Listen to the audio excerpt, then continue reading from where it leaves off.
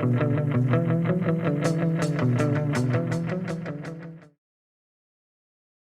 Dale, how are you? Hello, Val. It's good to see you. Mate, it has been forever. This is the first pod ever, I said this on the recording earlier, that we've ever done face-to-face, in person, in the same room. It's pretty ecstatic. How's it been for you? It's a bit weird, actually, to be fair. You're a lot bigger in person. I don't know if that's a compliment or not, but no, it's incredible if you think about it, right? It is. We built this podcast We did. remotely. Indeed. I haven't seen you in 4 years No, in person. exactly. It's been good. It's been great. It's been fantastic. And what better place to meet than the Middle East? Yeah, why are we here? Well, look, I think we all want to know on LinkedIn and particularly social media what the hell is going on in Saudi Arabia. And so we decided to pack our bags, leave our kids and families behind and do a bit of a road trip. Yeah, we spoke previously on previous episodes about the line, and you see what they want to do there, and all these weird islands they want to build, and this cube city, 1 kilometer cubed, Exactly. and we're like, let's go check it out. Yeah. I mean, the one thing we haven't lost over the years is our passion for projects, right? So we are not discriminatory for any projects, but we love to see things being made and done and completed. And I think the vision that they have in Middle East is incredible. It reminds me of Dubai 20 years ago, just on steroids. And, you know, given all the negativity in the world at the moment and the conflicts and the tension, this is something to look forward to. And it's been fantastic. The people, the cultures, the food, and the projects. The projects are amazing. Yeah, I agree. It's you truly have to come here and see what they're doing, and you're right. There's perception and preconceived ideas of what's going on here, and I'll tell you what, witnessing it firsthand, and these projects are going. They are rapid. They are real. There is stuff going on. Yeah, it's incredible, and the volume. I don't think anyone can really, until you drive 700-800 kilometers in a couple of days. Yeah, it's really difficult to get your head around how big these ambitions are that the Crown Prince and the royal family have. So, yeah, watch this space, and we'll definitely have some follow-up podcasts to talk about the Kingdom of Saudi Arabia, the Middle East, and how that's kind of ticking up, and a few other things. Yeah, absolutely. Watch this space, folks. Look, we have a little bit longer preamble because we're really excited to be together. We're also really excited to record this episode with Paul Tucker, who we had on this episode. Yeah, so Paul Tucker, he was very patient with us. We had to reschedule a few times because we were on the road, but Paul is a great guy, and he's given us a real kind of a view and perspective on keeping it simple. Paul Tucker is part of Jacobs, actually, on Major Projects and Program Group, with over 20 years' experience in controls, 15 of which of that he's spent leading controls and PMO teams on various UK-based programs, having spent the first 10 years of his career in London Underground on capital programs. He's since worked for successful program delivery for the Lee Tunnel, as well as helping to establish the organisations and commence delivery on both restoration and renewal for the Palace of Westminster and the installation of 16 miles tunnel Sur. I can't even say tunnel Sur. I said Sur tunnel system, the River Thames for Tideway. So he was very passionate about the projects, and he shared a great deal about his view on, I guess, keeping it simple, which I guess is an overstatement, but also undervalued on some of the projects that we work on. No, I think you're right. And, we've discussed controls before, and it sounds like we're going over old ground, but we definitely didn't. We asked similar questions, but the views and the angles we took with those, I think, adds to the previous discussions we've had. I mean, we went all over the place as we normally do, from, people adding complexity, looking at tools and systems and KPIs and reporting and what that all means in the supply chain and various levels. But I think the key for me that Paul brought out was just pause and reflect if you're in controls or if you're in project delivery, and think, is what you're applying to deliver the project and to measure your performance, is it relevant? And is it giving you what you want? Is it overcomplicated? Is it too simple as well? So I think it's just that for me was the key message. How about you, Val? Yeah, look, I think we went from kind of real practical kind of tips and knowledge to philosophical to leading AI and being redundant and retiring. So I think we covered the full spectrum. So sit back and relax, guys, and enjoy the pod. Absolutely. We'll leave it there. Keep listening, keep liking, and keep paying it forward. We understand construction. I think how we can help is identifying that risk up front and enabling the transparency that our tools bring to the table. Hello, project people. Welcome back to a very exciting episode of the Project Chatter podcast. It's always good to have you with us. And if you're looking at us, it's true. For the first time, I think this is a very special podcast. Before we introduce our guest, Dale and I are actually in the room together for the first time. We've never been seen together in the same room, so a lot of people have wondered who was Superman and who was Clark Kent. Or Batman and Robin. Maybe. Well, it's good. I mean, it's actually a lot better to have you here. So I really appreciate Dale being here. And we're also located in the Middle East, which is also a bit of an interesting podcast, which will make for the guest as well. Very spicy. Paul Tucker, great to have you on the show, mate. Thank you for making time for us again and handling our schedule, which was a bit all over the place this week. Absolute pleasure, Val. Really good to meet you as well. Obviously, I've met Dal before in person, but yeah. Well, now you got the duo, and I've heard a lot about you, Paul, although we have never met. One of the things we love to talk about is the origin stories and it's an easy way to get into this topic and conversation about keeping it simple. But how did you end up into controls and the mess of projects? Oh, so do you want me to give you a bit of an understanding of my background, I guess. So I started out, I did a year in industry before I went to university, mainly because I didn't know what I wanted to do. I met a chap there called Simon Springate and worked for him a year on London Underground in the program management office there. And just really enjoyed it. Simon and some of the team I met there, Tracy Harvey, we clicked, we got on really well. They sorted out jobs for me over the summer. And then when I come out the other side, I made some contacts and I joined a quantity surveying firm, first and foremost, a company called Delman Henderson, working for a chap called Keith Blair. So I kind of stumbled in because I didn't know what I wanted to do at university, I guess, is what I'm saying. Yeah. Really enjoyed it. My university degree was quite complementary because it's all maths, business studies, economics. So actually, why I say complementary, it had nothing to do with construction whatsoever. Yeah, I'd spent 25 years effectively in construction. So when I come out off the back of university, I worked for London Underground and Metfinet for a few years. First and foremost in the program office there, and then latterly in the track program. When I left track in 2011, I went to work for CH2M Hill, and I've been with CH2M Hill now Jacobs ever since, and I've worked on 3 major programs, Lee Tunnel, Tideway Tunnel, and I'm now on the restoration and renewal of the House of Parliament. I've headed up the program functions for all 3 of those major programs. I think I would probably say, from an origin of starting in cost, I see myself as a bit of a jack of all trades, if you like. I enjoy cost. I would get bored if you asked me just to do cost. I like to be able to flip through all the different facets of controls, and I guess that's why I find it quite interesting. Yeah, that's fantastic. And I think we've had a lot of guests on the pod, Paul, that have similar stories, or if not the same story of falling into controls, and something about it really tickles our fancy. What is it for you that really? You mentioned you liked all facets of controls, but what is it that you like about it so much that kind of stands out from all the rest of the types of jobs and roles you could have?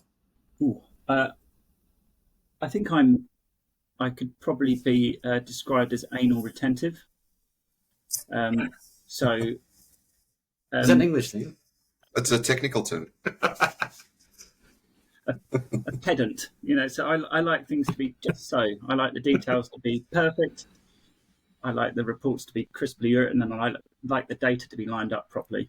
And I love being able to produce the data, the reports, the analysis that then lead into, oh, look at that great thing we just did. Off the back of that analysis you've done, we've now course corrected, or we've, saved time, saved money, whatever it is. That's, I take a lot of joy out of that. And I love watching things get built. So you'll see. Yeah, brilliant. That's the lead tunnel over my shoulder. Being able to walk out onto site and go and have a look at the progress, and turning those charts and graphics and reports into actual physical things is great. Yeah, I hear you. And I think just setting into the context and the theme for this podcast around keeping it simple. Obviously, we've worked on some pretty difficult projects in the last 20 years, and I would say some of them are harder than others to kind of keep simple. When you say keep it simple, Paul, what do you mean? Well, I won't name the program, perhaps, but I guess Go on. if I think about I'll get into the program. So if I go through my career, I've gone backwards through the life cycle. So I started out like deep in construction phases, and then I've wandered backwards into initializing contracts, and now I'm in writing business cases. And I think it was moving out of that deep construction phase into the initiation phase and going, you've asked your contractors to do what? How do you think that's going to play out? The more you ask them to do, the more it's going to cost you. The more people they need to provide it all, and the more people you need to look after it all. And do you really know why you're asking for all those things? Because if you're just asking for them because they sound nice, what's the point? You're wasting money. So I guess that I had that in mind, and going on to naming the program, it was Tideway. When I first joined Tideway, I think there were 109 documents, processes and procedures related to controls. 109. I just went, wow, are you kidding me? How on earth do you keep 109 things going? I mean, you have to have the brain the size of a planet to work out what that all means and work out how it all hangs together. So I called it the green bottles on the wall. So I said, right, we've got 109 green bottles on the wall. I want no more than 36. And I laid out a bit of a graphic and said, there you go, they're the 36 green bottles that get to survive. Let's knock all the rest of them out. Why 36, Paul? Was that a magic number? Was that your age? Or was it something significant? Oh, you flattery. I'm a little bit older than 36. No, it was just literally, it forced me to sit down and think about what was necessary and how many we should have. If you think, you go, well, I'm going to run an integrated controls team. I need a policy that everyone operates under. I need a strategy so they understand how things hang together and what the controls environment is we're trying to create. And then I need strategies for each of my functions, and then I need some key processes. So it was just mapping it out, saying, well, what actually do I need? Because a lot of the procedures and the processes that have been written, I just didn't think they had a home in a fast-paced program. Do you remember we did something similar? What we did, Paul, was when Val and I worked together, we sent a spreadsheet out to everyone across the entire program. And we said, fill out everything that you produce on a periodic basis, whether it's weekly, daily, periodically. Just fill it out if it's a spreadsheet. I remember, yeah. And it was, I can't remember how much it was, like 100 something. Yeah, 100 plus. And we just red penned it. Like, won't do that. Whittled it down to, I can't remember, 40 odd or something. It was a major program. Something like, Paul, you would appreciate this, something like 90 reports went to the client every month. And I'm like, back to your point, no one's reading 90 reports. Yeah. And it was everything from schedules to risk to, costs, standard things. But, there would be one review pack for each review. So then you got all the review packs. That wouldn't include the 90 reports that were being sent over. I'm kind of just like pumped over there. Yeah. So then you're like, this is a huge amount of work for someone. And many people, actually, many bodies were making these. Yeah. And some of them were duplicates. And I'm sure you found that as well. Yeah. There'd be massive overlaps between no synergy there because John's doing some work over here, Sue's over there doing some work, and they just never talked about it. So when we stopped it, no one noticed. Yeah. No one asked for it. That's one of my favourite tricks, actually, is the whole just won't do it for see a who screams. if anyone notices. Great way to turn off reports, isn't it? It actually is. It is. It's a clever way to just see where the angst is. Then there's always someone that goes, "I need that run report," but it's like one person. It's usually finance. But And you just go, "Oh, I'm dreadfully sorry. I will get it to you now." So what I tended to do, that one, yeah. what I've tended to do is when I'm going to turn them off, I produce them one more time. So I've got them on standby for in case anyone does kick. And if they kick, you go, "Oh, there we go. My bad. Forgot to send it." Oops. Yeah. If they don't kick, it's the last time you ever produce it. And if I think a little bit more about the reporting front,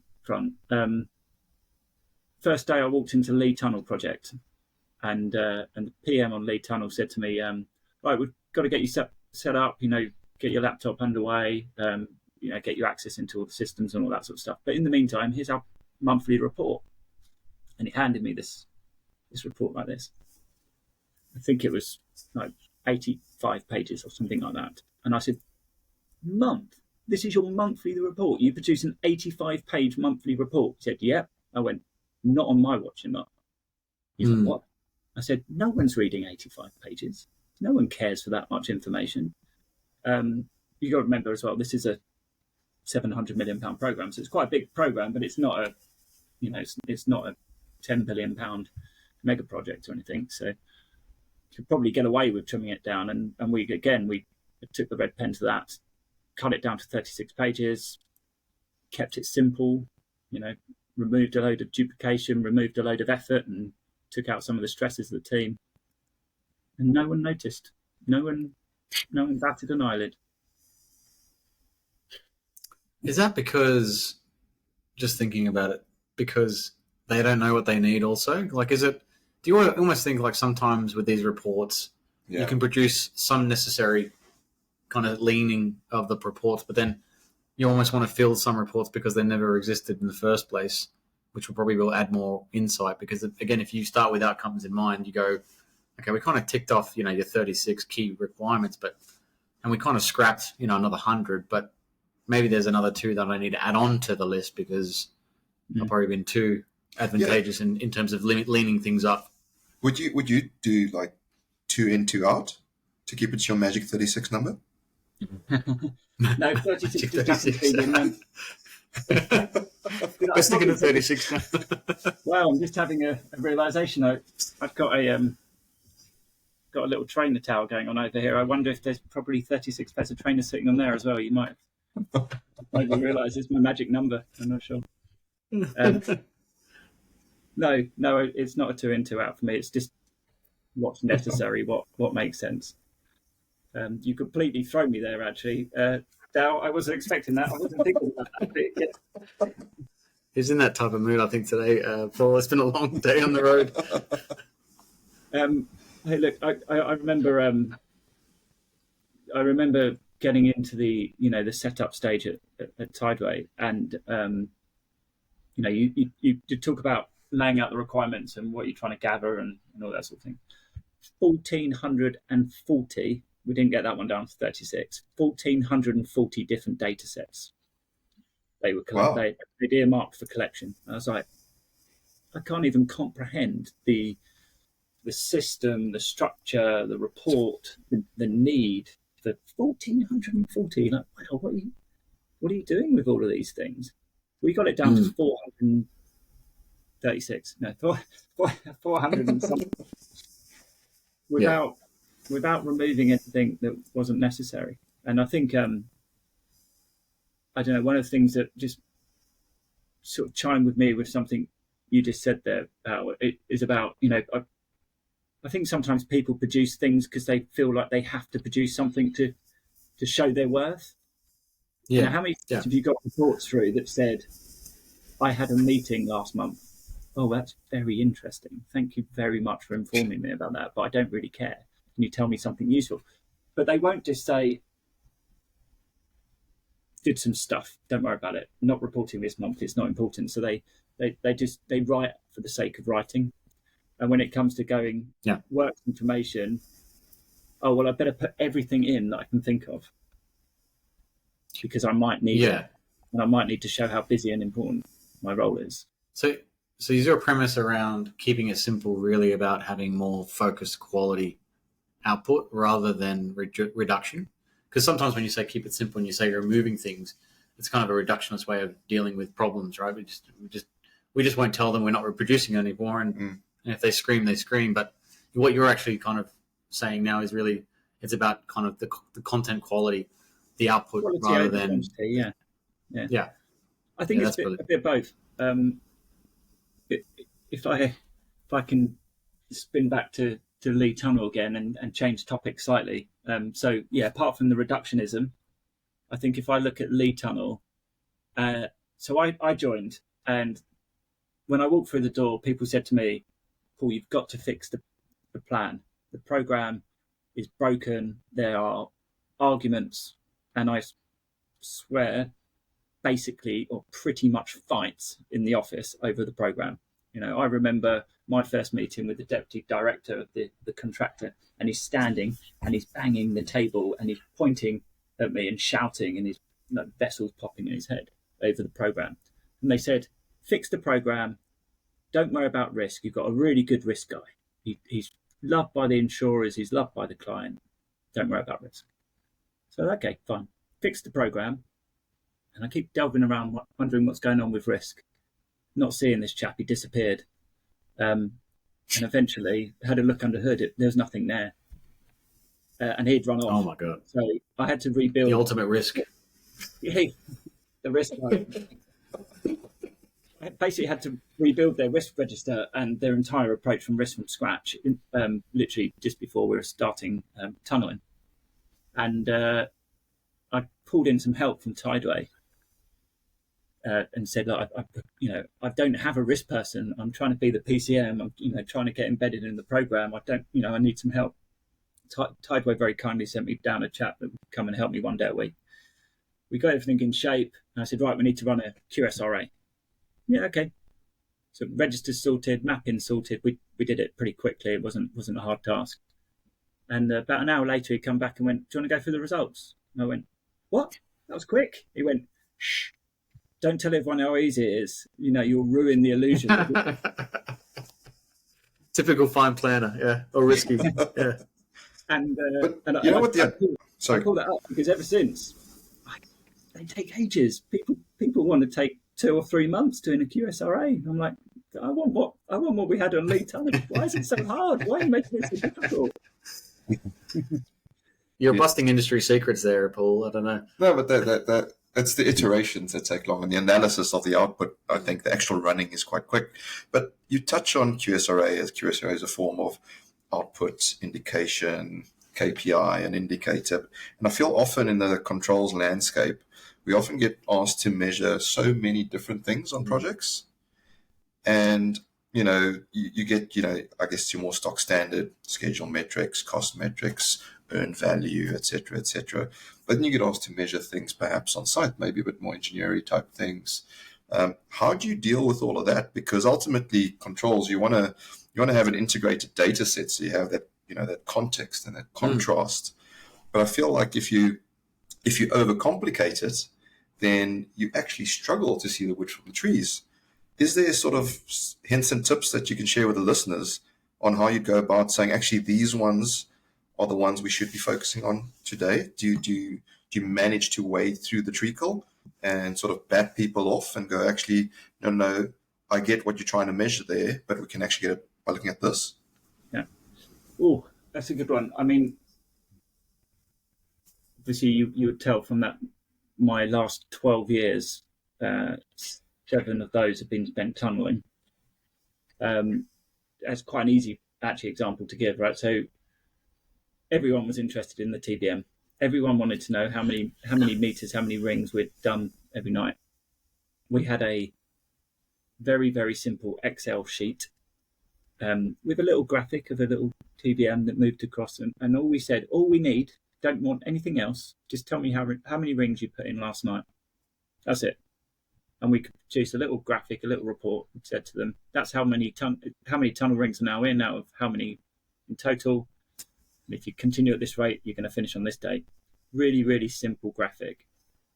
It's basically cut straight through the middle of the critical path. So whilst we are still putting diaphragm walls down and digging the shafts. The main bit, I guess it's the looking at the main elements of your build, because I touched on diaphragm walls there. Another easy one, piles in the ground, something that you can really easily count. You don't have to go into all of the details of all of the systems and every wall you cast, every bit of rebar you put in the ground, whatever. But just the big chunky bits, identifying the big chunky bits in your construction sequences, and then getting simple, easy metrics that you can count. But if I think about how I might do that on R&R, simple one in comparison to a bit of a dull one in comparison to driving a TBM underneath the Thames. But how many windows have I replaced this week? Just tell me if you put a new window in last night. How many meters of new pipe work have you installed? Some of the bigger, chunkier bits that can be your proxy for your critical path, if you like. That's where I'd start. Yeah, I think that's good, because you're going, okay, where are we on the project? What are we actually doing? Yeah. And then you're saying, based on the traditional, I guess, controls metrics, you're enhancing it with, this is the work currently going. But I guess if that phase is done or discontinued for whatever reason, you stop measuring it because it's done, it's complete, and then you move on to the next measure. So not measuring everything all the time, right? No, it's meant to be simple, right? And it's similar to the QS approach, I guess, is quants and takeoffs and using simple rules for measurements, like rules of credit. Like, you take a ruler, it's 30 centimeters. Like, that's something you can use and apply, right? It's not meant to be difficult. And then we get really stuck on things. And I think that the count metrics method is simple, right? Yeah. Like, how many widgets do I have in the factory? How many I need by the end of the day? Yeah. And then if you need to do it every hour, count every hour, then it's a subset of that if it's linear. The challenge I have, Paul, is like when you get to like real heavy construction, like TVM is just one part of like a big project, and you've got multiple vendors or kind of subcontractors working.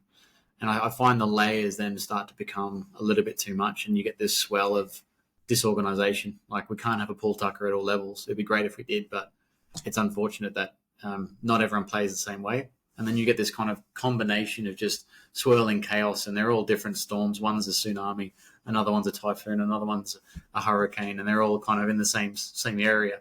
That was a really good analogy. Just stop there and reflect. Anyway, so I think that's how I'm describing some of the projects that I've seen in recent days, Paul.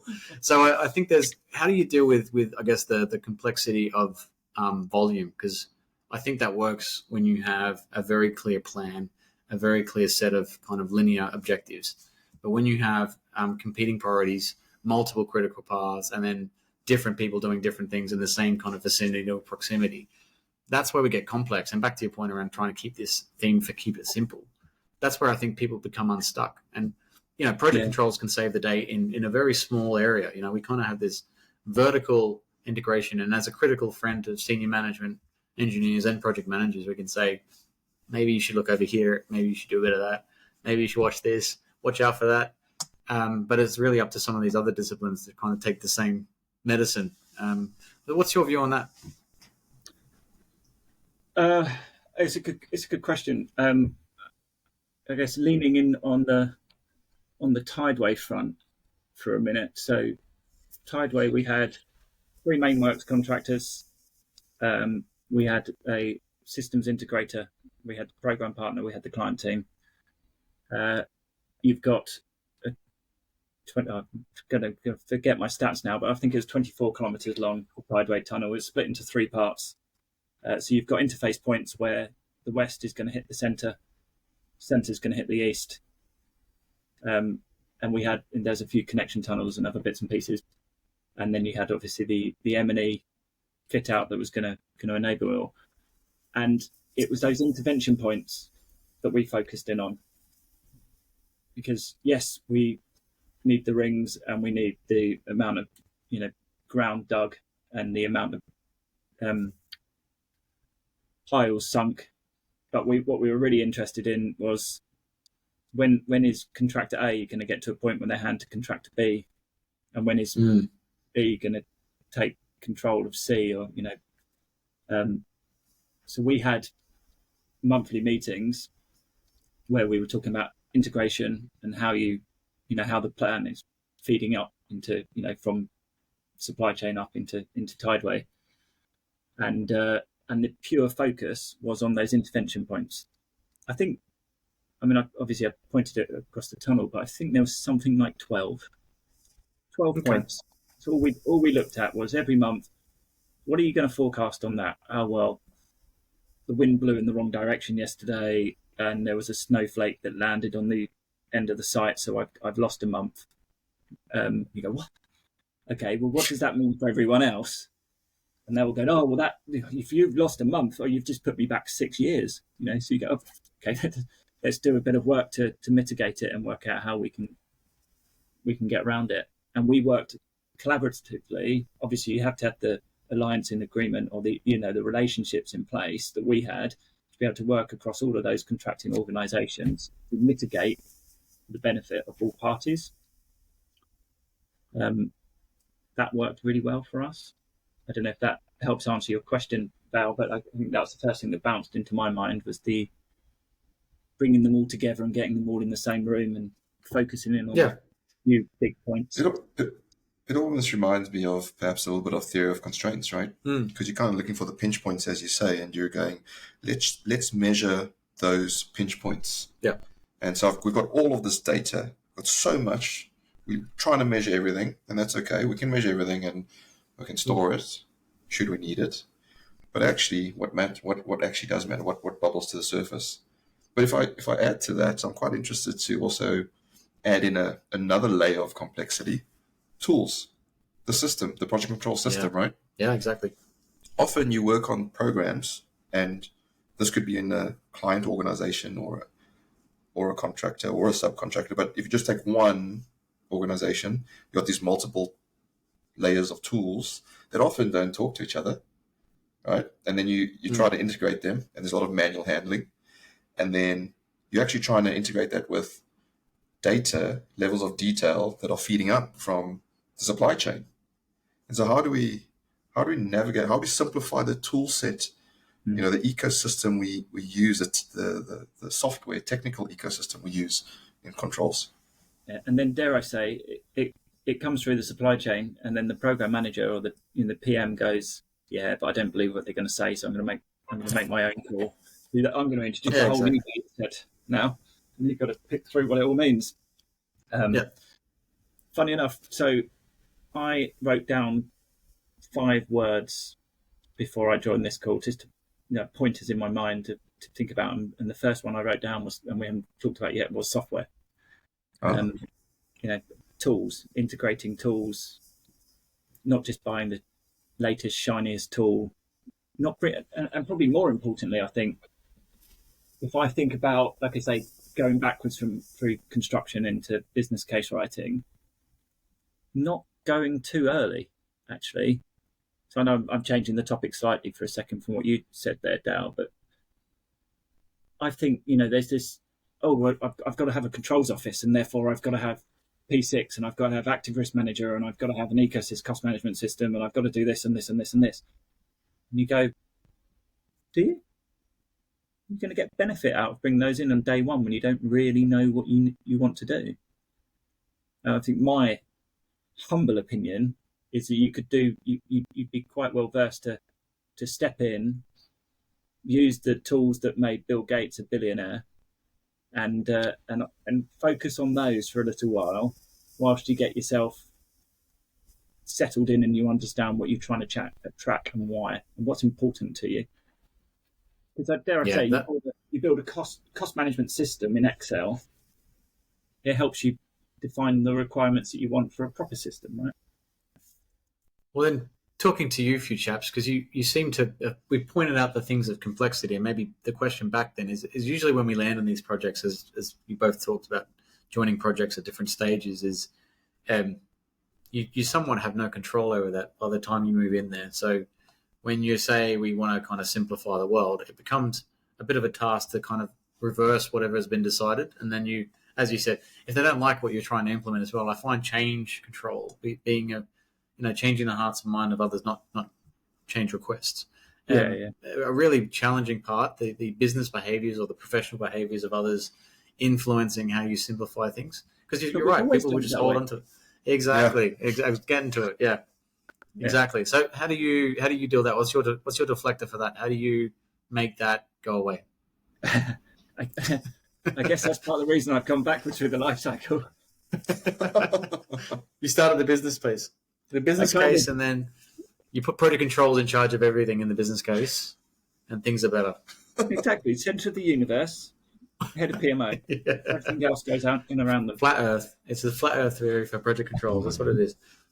No, like I say, to a degree, I mean, being open and honest, right? I had a great time at Lee Tunnel. I thought it was a fantastic program.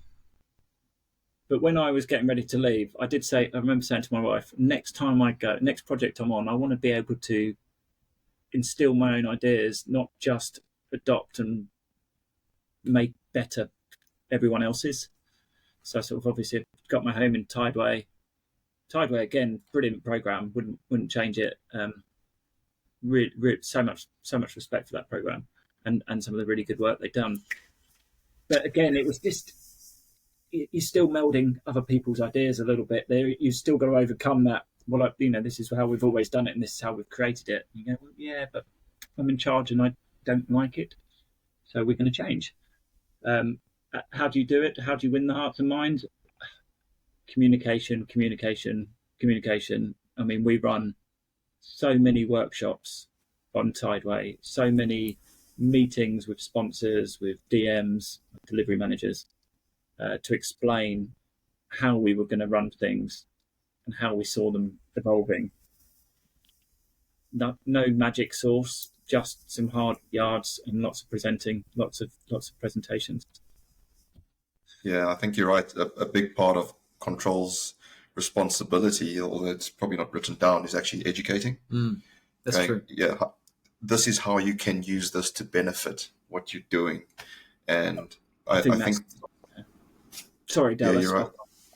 Yeah, and I think I've seen that's where it goes well, and that's where it also goes wrong for most controls teams, because otherwise you just reduce to boxing exercise, paper pushing, admin, because you're just doing stuff because the process says you need to do it, and no one's actually using what you're doing. It might be gold.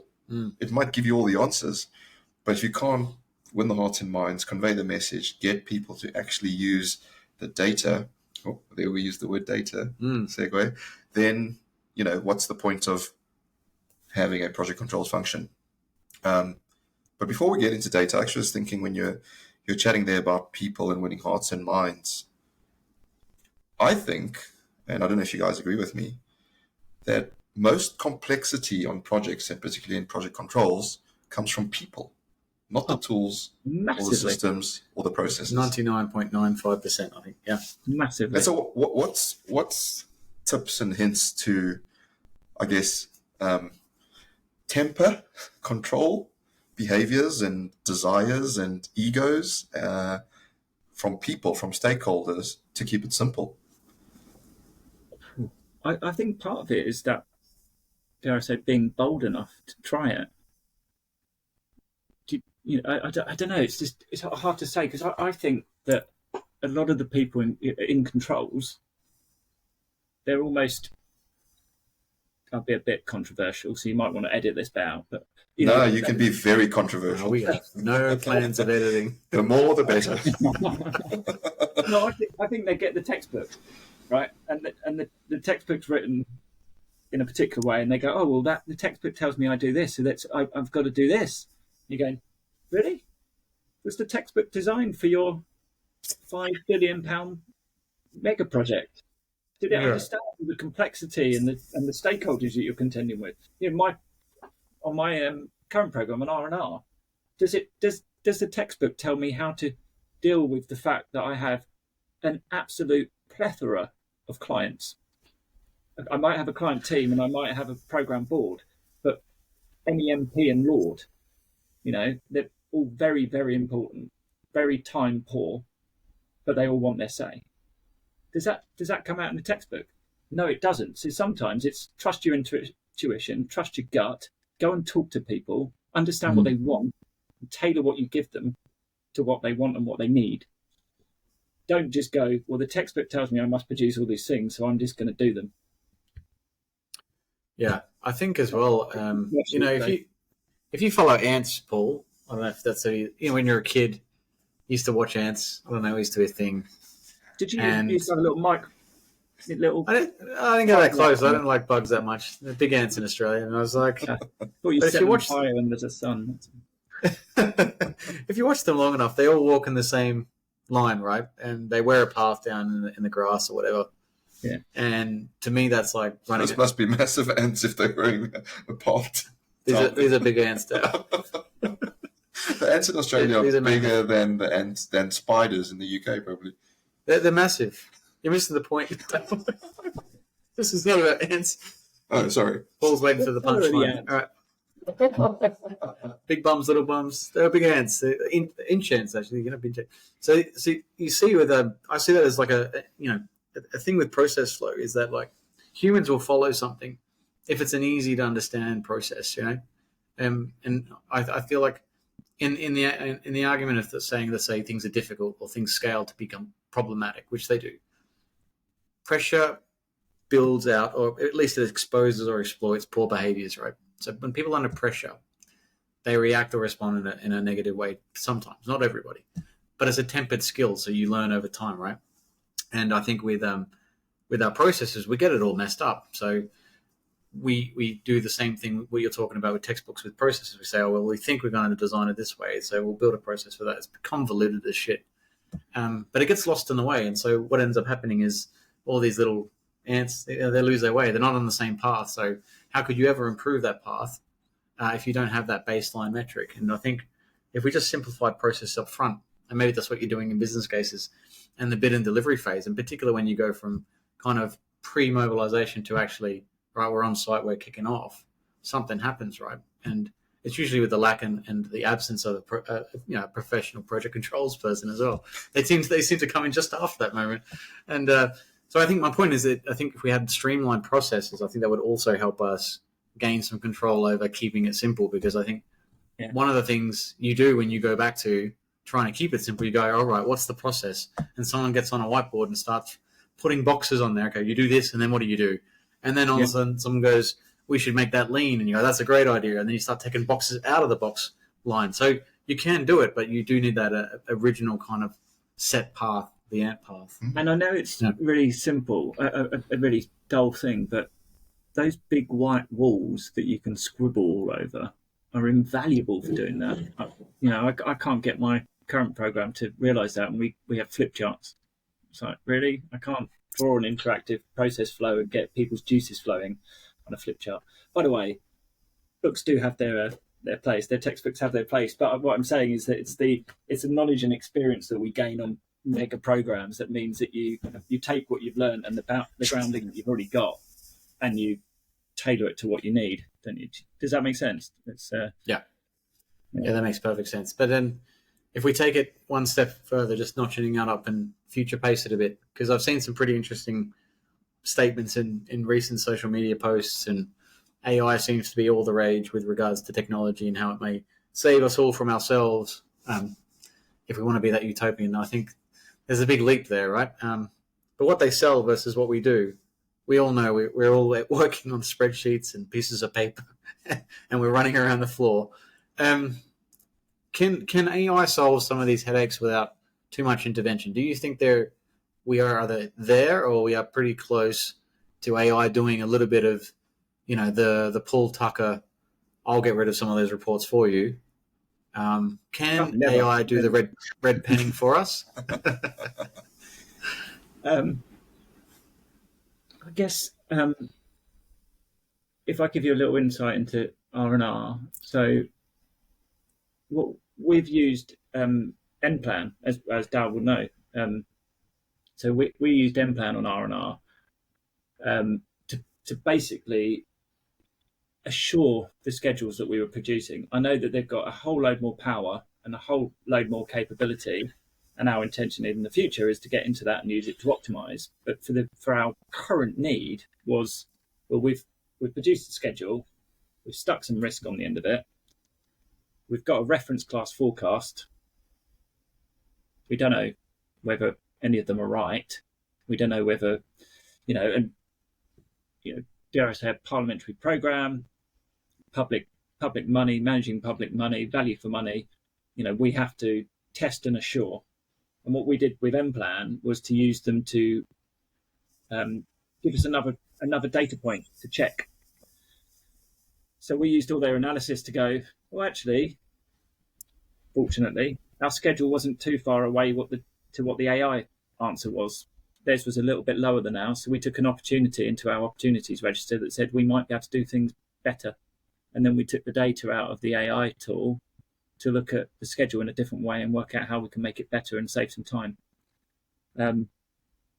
I think it's a leap for me to turn off QSRA and just go straight into an AI-driven risk-based forecast.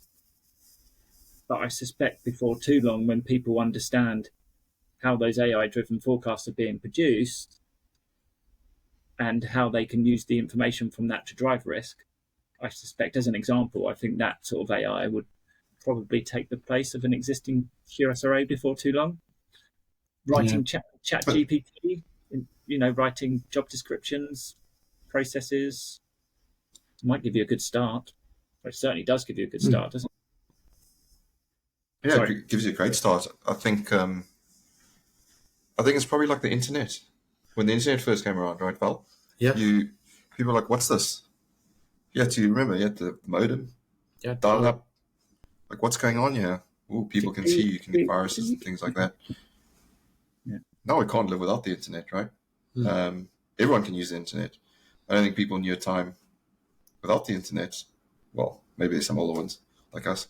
And the same with the mobile phone, right? Oh, it gives you radiation. It's, don't use it, battery. And now all of a sudden you give a kid one of those dials and they're like, what do you do with this? Like, So at the risk of getting mugged next time I walk through the streets of London, I'm so sure I'm the same as everyone else. I mean, I was literally reflecting the other day. I was in Philadelphia and I was thinking, I've got my life on this phone. I've got my driving license. I've got all of my bank cards. I've got all of my emails, all my contacts, all my phone, everything, my life, my banks, or everything is on that phone. If I lose it, I know it's a bit of a segue on topic, but but it's phones have taken over life, right? Absolutely, it's relevant, I think, because it's one of the things where we will adopt AI, and I think we're breaking through the barriers in controls in project delivery specifically. So I think it's a valid point. I want to bring it back to the topic, though, Paul, slightly, and ask you: is there a point at which things are too simple? We've oversimplified it? It's a good question. But I wanted to get into one thing, and I don't know if I'm trying to weave it into that question. But when you talk about, can I go back? Let me just talk about. Of course you can. You can go wherever you want. my anyone who knows me and works with me will. I have a cheeky side sometimes, right? So I always used to have a little post-it note on my monitor, and it had a little noddy robot drawn on it, and in the middle it was written SISO 5000, and everyone would go, "What the hell is that?" CISO. You're like, "What's CISO?" It's CISO 5000. It's my robot. And they're like, "What are you talking about?" Shit in, shit out. Shit in, shit out. If AI is drawing your answers from a pile of shit, you are going to get a shit answer. And Sorry, I ruined the punchline. Apologies. It's the same thing with controls, right? Yeah. If you put shit in the machine, it doesn't matter how glitzy your software is or how glitzy your reports are. You're still giving shit data to management to make decisions. And I guess if you're looking on the simplification bit, maybe there's a link there that says if I've simplified and honed in on the wrong things and I've honed in on the shit, then I'm going to. I don't know. I used to say that too, Paul, just to challenge you a little bit on that, because I actually think I used to think the same thing, but then you could say then all humans are pieces of shit because we consume so much crap.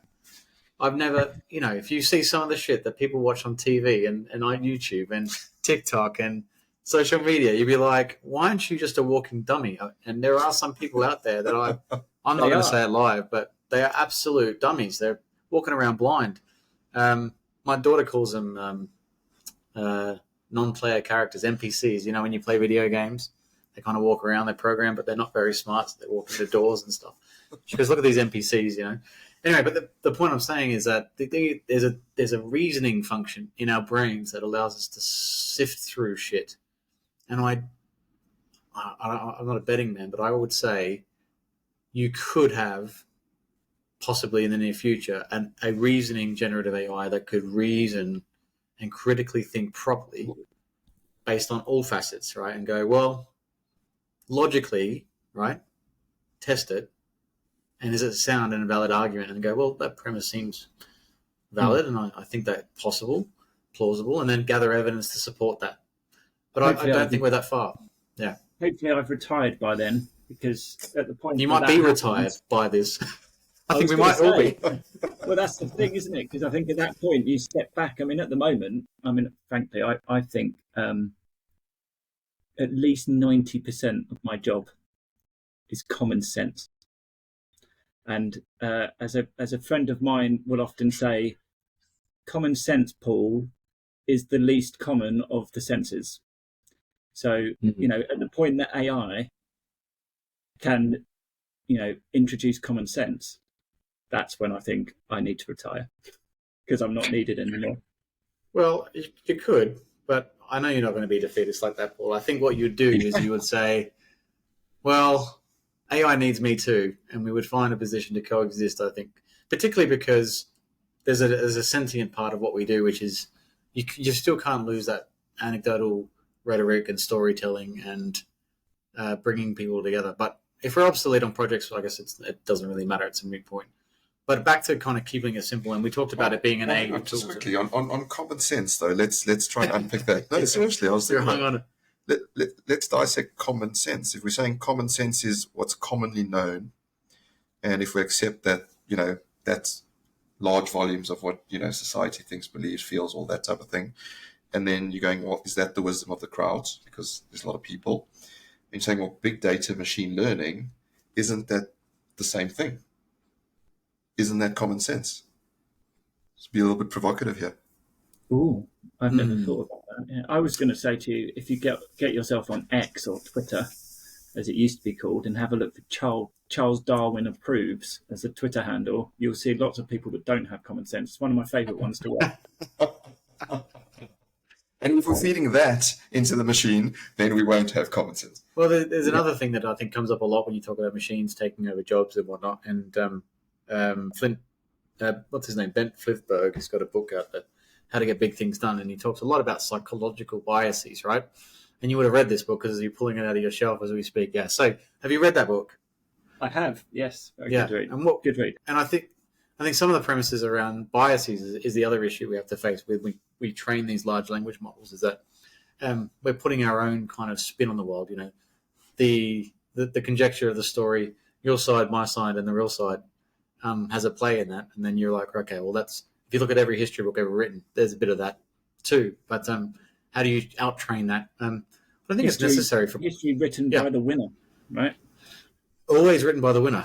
Yeah. Yes, exactly. And it's always happily ever after too. Yeah. So it can never have a bad ending, and it always has to be a hero, right? There's an antagonist, and So I think with projects it's a bit different because what we're seeking is objective truth, which should be easier to measure. Back to kind of keeping it simple. If we strip out all the emotion, which is unfortunately a human condition, not a robot's condition. But if you took that out, actually, some of these decisions that are causing projects to fail could be very much simplified. And one of the things I always want to touch on is decision theory and the whole premise around knowledge management in general. How does lessons learned, knowledge management, and decision management link together on projects? And how do we make that simpler? Oh, good question, isn't it? Sorry, that came out of left, but I've been thinking about it for a while. I don't know if you know the answer. So lessons learned, I think we can, there's so many good lessons that we should be sharing as an industry, right? But we don't, do we? There's no great big portal where you go in and go, oh guys, but by the way, don't go and put a new cost management system in until you understand what you want. No one shares that as an industry. No one says, Project Chatter does. Yeah, we'll let you know. We got your back. Trusted experts. But you see what I mean? It's not as fast spread as it should be. Yeah. And it's always an afterthought. How often do we sit down and go, do a lessons learned to kick off the next project? So how often do we, I guess... Oh, shit. That's such a great idea. So maybe like end plan, but not for project schedules, but for lesson learned databases and knowledge management, you could potentially run something. Yeah, and then you can chuck in the scope ahead of time, the requirements. There you go. And you go, well, what tools, what systems, what organization, what contractual nature should I set this up? I hope Dan Patterson's listening. He might build it for us. And if you go that step further, and you mentioned decisions as well, right? So yeah, if you've set up in the right way, and if you've got the lessons learned and said, well, I made this really bad decision and it led to this really bad thing, I better make a connection there. So the next time I've got a decision to go left or right, best I make sure I go left. So I actually thought this was a really great idea and try to put a decision log into an integrated dashboard. And it backfired on me terribly because I'm thinking of I'm the bright-eyed optimist. Yeah, I'm like, this is great because you're going to see when you make a decision as an executive team against objective data whether that decision was effective over time, and if it's not, you can course correct within a frame. Right? It's almost like a risk mitigation without having to write it in the risk register because you're saying a decision is a path you've picked, and therefore you've excluded all other options. Yeah. And in fact, not making a decision is a decision as well. I think it's a bit of a perplexing one because that's probably more of a challenge on these big projects is not making the decision. We don't know yet. We're doing a commercial refresh. We'll come back to that next month, and then a whole month has gone and no one's done anything about it. But I try to get this decision thing on, and then people realize that they'll be held accountable for their decisions against the project, and it just got stopped. Just behaviors again, getting away. Because think about that, right? So someone's going to be on the hook for making bad decisions. How dare we? Wow, actually understanding whether you've got the right people in the right roles doing the right thing for your program. Yeah. Yeah, imagine. Utopia. Scary. Yeah. but what if the decisions weren't effectively... we're going into what if scenarios now, but if theoretically, if you had AI listening to the conversation and knew that the context and the syntax for when a decision was made and said, I've just logged that decision. That's when it gets really interesting because you don't need to be involved in that. The decision's logged. Doesn't matter who makes it because you could anonymize it as well in the meeting. But the effect is, say, you viewed this dashboard A gave you this data, therefore we can link that decision to that effective data. And we can tell you whether either the data is effective or the decision was effective or neither. So you kind of get an A/B test out of that. Oh, this is fun, Paul. We should do this more often, mate. We've definitely simplified things. Absolutely. And I think you know what, Paul. I think what you've brought to the attention of listeners on this episode is that there actually isn't a silver bullet, as we mentioned. But what I do think is that you have to continuously challenge yourself and ask yourself, if you're in controls, is this the most efficient way to get to the outcome? Are we overcomplicating it? Val and I, when we worked together, we've said this before, we had a saying where we tried to outsmart ourselves, right? We thought we were being really clever, and you're going, actually, no, we shouldn't do that. It sounds like a great idea. It was a great idea when we discussed it, but if you put that into practice, we're just overcomplicating it. And so I think it's continuously challenging yourselves, looking at the tools, the processes, the systems, the people, and does this all make sense, as you say? Maybe not common sense, maybe common sense. But does it make sense for this project within the context of which the project's getting delivered? Yeah. I think that's what you've really brought to us. Absolutely, absolutely. I've thoroughly enjoyed chatting with you on this. I don't know where it would go. I think you've worked on some amazing projects, and the one the latest one is very topical as well. I guess it's in the news quite a lot. So when you're restoring the Houses of Parliament, could you restore politicians as well? Common sense with them. Contentious Well, obviously, point. the intention of the rebuild is to give them a suitable home for the next 100 years. That's going to really help them connect with their with the public. Sorry, I was trying to constituents was the words I was looking for. But I was thinking, I didn't want to butt in. Yeah. Obviously, we wouldn't be able to, change politicians in particular, but we can give them a nice environment that leads to conducive working arrangements and working agreements, and I was going to say, Paul, unfortunately for the sake of projects as well, just pointing out politicians, if you want to simplify one part, you have to simplify all parts, and it starts at the top, right? So a lot of the time, and I'll take a perfect example in Australia, we had years before it was actually announced that we were going to complete all these transport projects, we put in $100 billion worth of transport projects that we were going to build, and some wise cat in PwC decided to do a stack graph, which they used many news agencies to exhibit and exploit the example that we didn't have the capacity or the capability to deliver the projects at the same time in 3 different states. Yet every single state decided to build them anyway.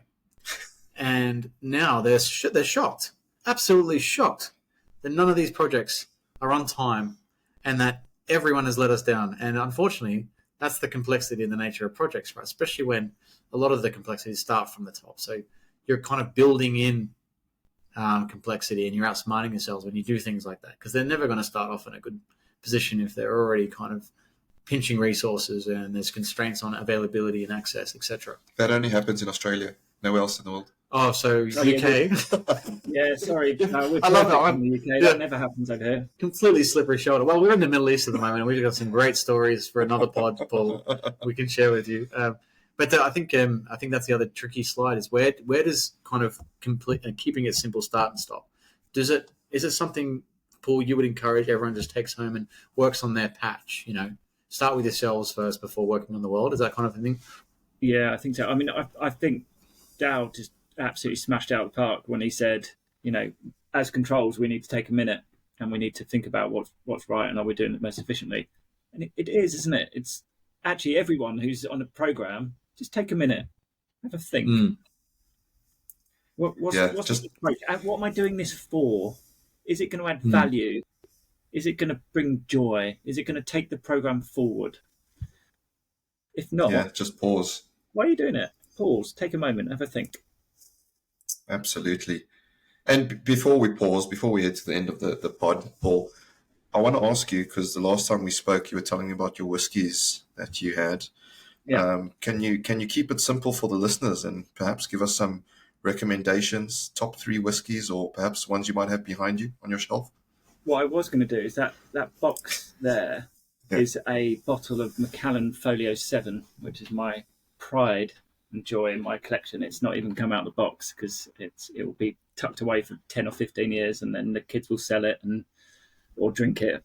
And I love Macallan. I'm a big Speyside. I'm a big Macallan drinker, so I like the Macallan Harmony collection. Yeah, you can't go much wrong with an age statement with a 12, or I don't go as high as buying the 18s or 20 pluses because it's just a bit too rich for my blood. But like a 12 or 15-year-old, pretty good drinks. I've just bought a bottle home from Philadelphia called Kinsey. So it's a Philadelphia rye. It's very nice. Yeah, they're good. Yeah. Looking forward to opening that. I had a taster before I bought it. Got the bottle. I'm opening it with some friends on Saturday night, so I'm quite looking forward to that. What else do I have? Brookladdick, or however you pronounce that name. Very nice bottle. I tell you what you want to do though. There's a friend of mine, the guy I'm seeing on Saturday, has got over 100 bottles in his collection, and he's got his own range of whiskies. I think they're on like range 7 or 8 at the moment. So they've got an agreement with someone up in Scotland, and he does all their distilling for them. spectacularly good whiskies. I should get the I'll name. have to look this up, I think. Yeah. We'll get him on to talk whiskies. And you can have a look, because it's. I wish I could give him a little plug, but I can't remember the name off the top of my head. But it's a spectacularly good whiskey. Awesome. Well, when I'm back in the UK in London, we should definitely tie up and have a face-to-face whiskey together. It's been a thoroughly fascinating discussion. I think some of the things we've discussed before, but this time it's just from different angles, I guess, and it adds to the whole controls debate. I think. And so thank you very much for your time. I know we've moved this recording around a little bit as well, so thanks for your flexibility. But before we let you go, any final thoughts that you want to leave our listeners with? Oh, any final thoughts? Oh, that's a big one. I guess I don't know if I'd have any particular thoughts other than that pause and reflect moment. But I will leave, and at the risk of opening myself up to this, I love mentoring. I love helping bring people's careers forward, or sharing any advice if it's useful. Right? People can go, "Oh, you're talking smack. Shut up. Not interested." But if it's useful to people, drop me a line. That's why I'm on here, right? Because absolutely, to share some of the knowledge. I was lucky enough to get work with some really, really good people that set me on the right path, I think. And hopefully, I'm not a patch on those guys, but hopefully I can share a little bit back that takes the next generation forward. That is an awesome offer. And it goes with the theme of the podcast of paying it forward. Pay it forward, yeah. So thank you so much for putting yourself out there, and hopefully you get loads and loads of requests. Val, any final thoughts? You can put yourself out there? No, that was great. I think that was actually funnier when you're next to him. So that was actually a really pleasant pod for the first time doing it co-located. But Paul, it was always good to have you with us as well. I think I actually know Simon Springer. He's down in Oz now, isn't he? So, small circle indeed. But we'll have you back at some point, Paul. Thanks for your time. Yeah, that'd be really good. I look forward to it. All right. Take care. Take care. Safe travel plane. You were so close. We'll take care and we'll take the chair. But there you have it, folks. That's all the time we have for this episode. Remember, please help us pay it forward and share a link to this episode on your favorite social media. Once again, a massive thank you to our guest on this episode, Paul Tucker. And thank you all for listening. Till next time, we say stay safe, be disruptive, and have fun doing it. From me and Val in the same room, it's bye for now.